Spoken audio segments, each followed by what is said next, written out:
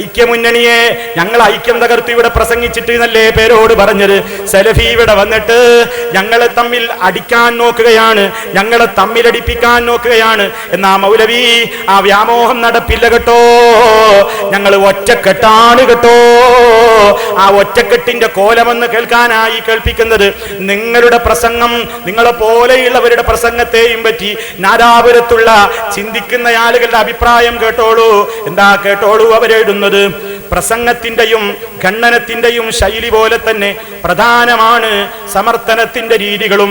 അഹ്ലുസുന്നത്തിന്റെ മഹാരഥന്മാരായ ഇമാമുകൾ വരച്ചു വച്ചിട്ടുള്ള ശൈലിയിൽ തന്നെ സമർത്ഥിച്ചില്ലെങ്കിൽ നമുക്ക് സുന്നികൾക്ക് നഷ്ടമാണ്.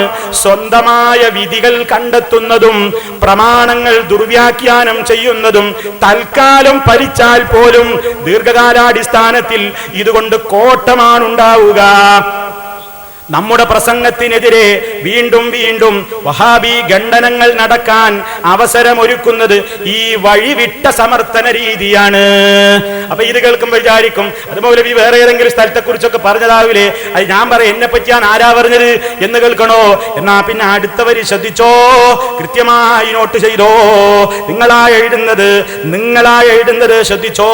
എന്താ പറയുന്നത് ഇനി ശ്രദ്ധിച്ചോ. ആലിമുകളുടെ പറുദീസയായ നാദാപുരത്ത് പോലും, ശ്രദ്ധിച്ചില്ലേ, ആലിമുകളുടെ പറുദീസയായ നാദാപുരത്ത് പോലും തിരിച്ചും മറിച്ചും ഖണ്ഡനത്തിന് വരാൻ വഹാബികൾക്ക് അവസരമുണ്ടാക്കുന്നത് സുന്നിയുടെ പേരിലുള്ള ചിലരുടെ ദിവസങ്ങൾ നീണ്ട പരിപാടികളാണ്.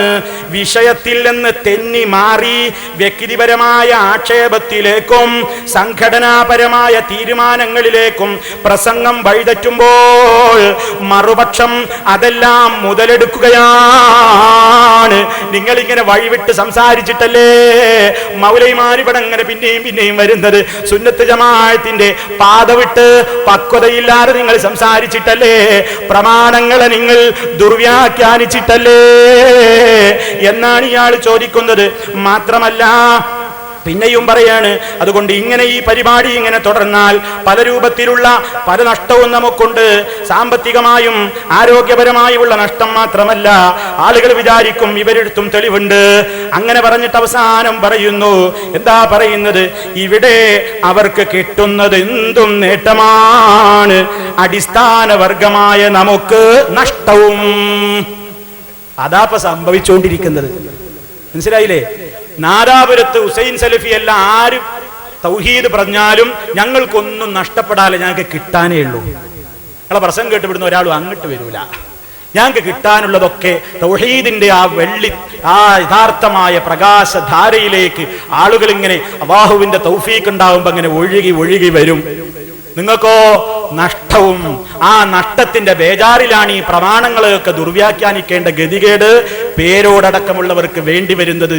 ഞാൻ പറഞ്ഞതല്ല, ഈ പ്രദേശത്തെ കാര്യങ്ങളെ സംബന്ധിച്ച് പരാമർശിച്ചുകൊണ്ട് തന്നെ ബുൽബുൽ മാസികയിലെ മുഖലേഖനത്തിൽ സുന്നികൾ എഴുതിയ അഭിപ്രായമാണ് ഞാൻ നിങ്ങളെ കേൾപ്പിച്ചത്.